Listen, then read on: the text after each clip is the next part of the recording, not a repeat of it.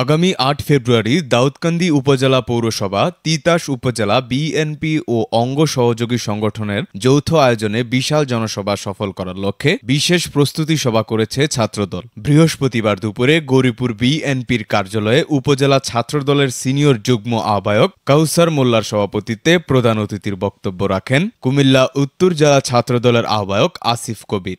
এই ৮ তারিখ জনসভাটা সফল করা যায় এবং সর্বোচ্চ লোক নিয়ে যাতে এই প্রোগ্রাম সফল করে, এবং আমরা আশাবাদী যে আমাদের যে ইউনিটে যারা আছে আমরা সর্বোচ্চ লোক নিয়ে এবং সবার চেয়ে বড় মিছিল নিয়ে আমরা এই জনসভায় উপস্থিত হব।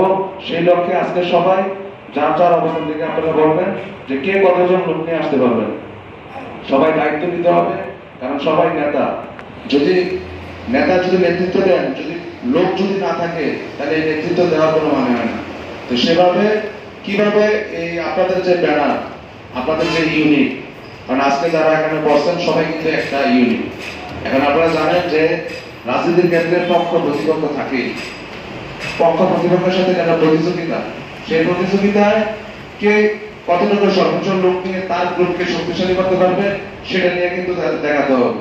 সভায় বিশেষ অতিথি ছিলেন উপজেলা ছাত্রদলের যুগ্ম আহ্বায়ক সোহাগ প্রধান, যুগ্ম আহ্বায়ক আব্দুল্লাহ আল রয়াল, যুগ্ম আহ্বায়ক আরিফ সরকার, যুগ্ম আহ্বায়ক রায়হান উদ্দিন রনি, যুগ্ম আহ্বায়ক রাকিবুল ইসলাম মুন্না, আহ্বায়ক সদস্য তুষার সরকার, মোকারুম মিয়াজি, রাফি মোল্লা, হাবিবুর রহমান সহ আরও অনেকেই।